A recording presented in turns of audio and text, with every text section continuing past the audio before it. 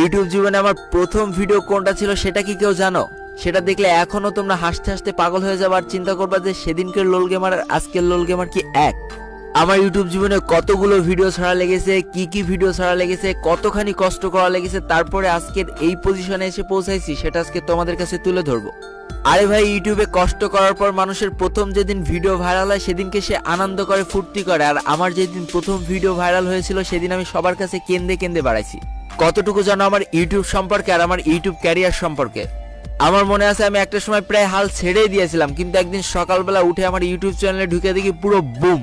চলো আজকে আমার ইউটিউব জীবনের কিছু ছোট ছোট গল্প তোমাদের কাছে শেয়ার করি, যা অবশ্যই তোমাদের ভালো লাগবে। তো বেশি প্যাক না করে ছোট্ট একটা ইন্ট্রো দিয়ে আজকের ভিডিও শুরু করা যাক।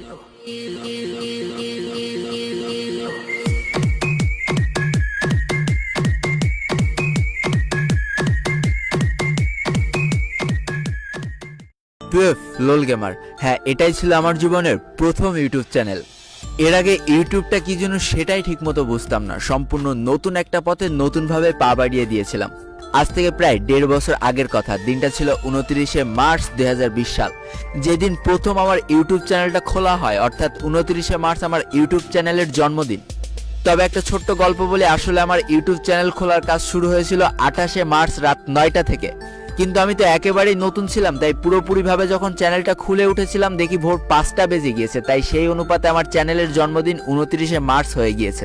আর যেদিন ইউটিউব চ্যানেল খুলেছিলাম, অর্থাৎ 29শে মার্চ বিকেলবেলা, আমি আমার জীবনের প্রথম ভিডিও আপলোড করে ফেলি ইউটিউবে। আর যে ভিডিওর থাম্বনেলটা ঠিক এমন ছিল। দেখতে হাসি লাগছে তাই না? হাসি পেলেও এটাই সত্যি যে এই থাম্বনেলটার মাধ্যমে আমি আমার ইউটিউব যাত্রা শুরু করে দিয়েছিলাম। দেখো, আমরা যখন নতুন নতুন ইউটিউবে আসি, আমরা আমাদের গেম প্লে ভিডিওর পিছনে একটা মিউজিক লাগায় আপলোড করে দিই। কিন্তু আমি আমার জীবনের প্রথম ভিডিওটা থেকে ভয়েস ওভার করা শুরু করেছিলাম। এইবারই আসো আসল কাহিনীতে। আমাদের বাসায় 3টে রুম। একটা রুমে আব্বু আম্মু থাকে, একটা রুমে আপুমনি থাকে, আর একটা রুমে আমি আর আমার ভাইয়া থাকি। তাহলে বুঝতেই পারছো প্রথম ভয়েস ওভার করবো কি পরিমাণ লজ্জা কাজ করছে। অবশ্যই কারোর সামনে আমি ভয়েস ওভার করতে পারবো না। চারিদিকে ঘুরে বেড়াচ্ছি কোন জায়গায় বসে আমি ভিডিওর পিছনে একটু ভয়েস লাগাবো। অবশেষে আর কোনো উপায় না পেয়ে আমি আমার জীবনের প্রথম ভিডিওর ভয়েস ওভার করেছিলাম বাথরুমে বসে। ব্যাপারটা হাস্যকর হলেও এটাই সত্যি। আমার মনে আছে বাথরুমে বসে যখন ভয়েস ওভার করছিলাম তখন লোকলজ্জার ভয়ে কি পরিমাণ আস্তে আস্তে যে কথা বলেছিলাম সেটা একমাত্র আমিই জানি। আর আজকে প্রথম ভিডিওটা দেখলে তোমরাও জেনে যাবা। ভালোই লোক পাইছি এই ঘরে, ইনিমি আছে শিওর। ভালোই 5 শব্দ পাওয়া যাচ্ছে। হ্যাঁ, একটা আছে 5 শব্দ পাওয়া যাচ্ছে। আর দেখি সিঁড়িতে উঠা দেখে। ওরে ও ভাই, মিস ফায়ার হয় কেন? ও সামনে আসলো কোন থেকে? পালাই কেন? পালাস কেন ভাই? আমি তো তোর দিকে ভয় পেয়ে গেছি। দূর মিয়া, এই পাশটাই উঠবে। ওই আরে আরে আরে আমার দিকে পালা গেছে ভাই, সিঁড়িতে উঠিনি। দাঁড়াও। ঠিক, ওই তো দেখছি। দাঁড়াও টুল্লু ভাই, দাঁড়াও। ওই যে বাম পাশে দেখছি, দাঁড়াও। কই গেল? হাই ও দেখছি উপরে, ওই যে উপরে। এইভাবে আমার ইউটিউব যাত্রা শুরু হয়ে গেল। একদিন পর পর একেবারে রেগুলার বিকেলবেলা আমি ভিডিও ছেড়েই যেতাম। কিন্তু আমি যে মন খুলে কথা বলবো বা ভয়েস ওভার করবো তেমন কোনো জায়গায় পাচ্ছিলাম না। কখনো বাথরুমের মধ্যে যে ভয়েস ওভার করতাম, কখনো সিঁড়ির ঘরে যে ভয়েস ওভার করতাম, কখনো রান্নাঘরে যে ভয়েস ওভার করতাম, এইভাবে কোনোভাবে হচ্ছে না। আর যেহেতু প্রথম দিকে আমার কাছে কোনো মাইক ছিল না, হেডফোন দিয়েই আমার মাইকের কাজ সারতে হতো, তাহলে আমাকে আরো জোরে কথা বলতে হবে, নাইলে যে ভয়েসটা আসছে তা আমার নিজেরই শুনতে ইচ্ছা করছে না। তোমরা কিভাবে শুনবা? তো এইসব চিন্তা মাথার মধ্যে ঘুরপাক খাচ্ছে। আর একদিন সকালবেলা ব্রাশ করতে করতে আমি বাগানে হাঁটাহাঁটি করতেছি। আমি চিন্তা করলাম এই নির্জন বাগানে বসে বসে যদি আমি চিল্লাই ফাটায় ফেলি তাও কেউ টের পাবে না। এটাই আমার জন্য ভয়েস ওভার করার সব থেকে বেস্ট একটা জায়গা। শুরু হলো ওই দিন থেকে বাগানে বসে বসে ভয়েস ওভার করা। ব্যাস ক্লিয়ার। একদিন পর একদিন ভিডিও আপলোড করতেই থাকতাম। কখনো ভিউজের দিকে তাকাইতাম না, কারণ আমি যখন ভিডিও ছাড়তাম আমার এক একটা ভিডিওতে ভিউজ আসতো 27টা 28টা করে, আর লাইক আসতো 5টা 6টা কি 7টা করে।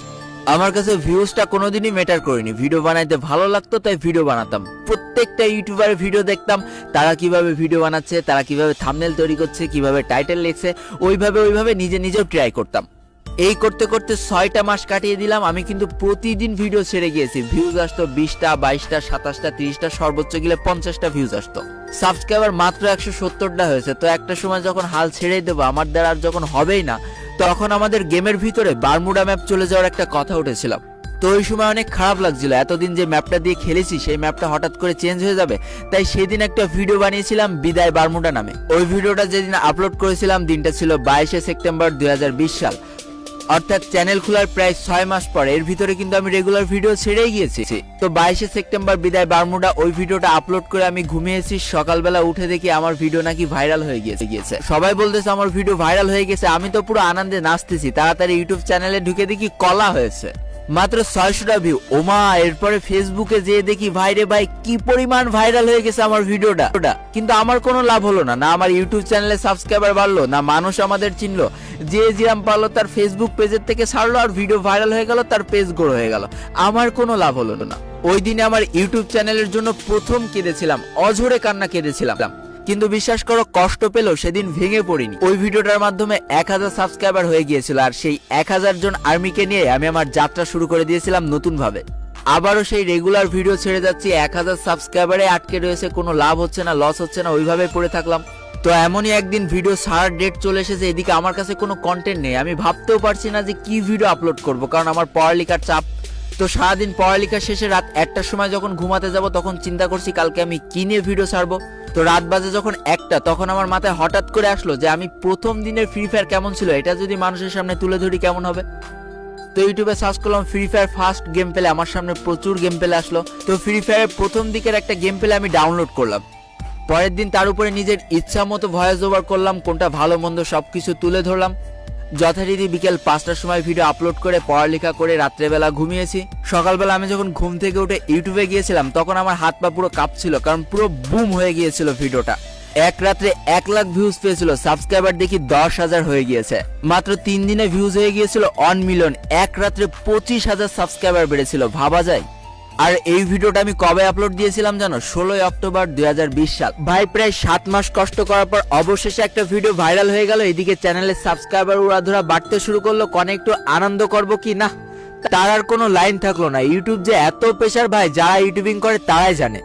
কিন্তু এদিকে তো আমার ভিডিও ভাইরাল হয়ে গিয়েছে, এদিকে গেম প্লেটাও আমার ছিল না, অন্য একটা ইউটিউব চ্যানেল থেকে ধার করে নিয়ে আসা। তো সেই ইউটিউবের কাছে অনেক কাকুতি মিনতি করেছিলাম যে এই ভিডিওটা আমার চ্যানেলে থাক না, প্লিজ তুমি কোনো কপিরাইট স্ট্রাইক দিও না। প্রচুর কাকুতি মিনতি করেছিলাম, কারণ বুঝতেই পারছো এটা আমার চ্যানেলের গ্রোথ লাইন ছিল। ওই ভিডিওটার মাধ্যমে আমার চ্যানেলটা আস্তে আস্তে গ্রোথ পাচ্ছিল, কিন্তু কোনো কিছুতেই কোনো লাভ হয়নি। এক বুক হতাশা আর কপিরাইট স্ট্রাইকের ভয়ে সেদিন ওই ভিডিওটা আমার প্রাইভেট করে ফেলা লেগেছিল। কিন্তু এই যে 16 অক্টোবর ভিডিওটা ভাইরাল হলো, তারপর থেকে নিজের ভিতরে এমন একটা শক্তি কাজ করতে শুরু করলো না, যেটা তোমাদের বলে বোঝাইতে পারবো না। এরপরে আমার আর ঘুরে তাকানো লাগেনি, একের পর এক ভিডিও ছেড়েছি, আর তোমরা ভাইরাল করার দায়িত্ব নিজের কাঁধে তুলে নিয়েছো। এই করতে করতে 1.5 বছরের মাথায় আমার চ্যানেলের সাবস্ক্রাইবার সংখ্যা হয়ে দাঁড়ালো 1 মিলিয়ন, আর আজকে আমি বর্তমান পজিশনে এসে দাঁড়িয়ে আছি। তো এবার কিছু বাস্তব কথা বলি। বিশ্বাস করো, খুব কম মানুষের ভিতরে এমন ধৈর্য থাকে যে 6 মাস ধরে ভিডিও ছেড়েই গিয়েছে আর ভিউজ মাত্র 27টা, 30টা, 40টা। বিশ্বাস করো, কেউ আমাকে সাপোর্ট করেনি, না ফ্যামিলি আমাকে সাপোর্ট করেছে, না বাংলাদেশের কোনো বড় ইউটিউবার আমাকে সাপোর্ট করেছে, কেউ করেনি, নাথিং। জীবনে কখনো আমাকে সাপোর্ট করেনি। কিন্তু চরম একটা সত্যি কথা কি জানো? যখন আমি নিজের চেষ্টায় উপরে ওঠার চেষ্টা করেছি, অনেক মানুষ আমাকে টেনে নামানোর চেষ্টা করেছে। বাস্তবতা এতটাই কঠিন, তোমার যুদ্ধ তোমাকেই করতে হবে, কেউ তোমাকে সাহায্য করবে না। সবকিছু মুখ বন্ধ করে সহ্য করে নিতে পেরেছিলাম বলে আজকে এই জায়গায় এসে দাঁড়াতে পেরেছি। আর আমি একমাত্র সেই ইউটিউবার যার সাথে কোনো ইউটিউবার আজ পর্যন্ত কন্ট্রোভার্সি হয়নি।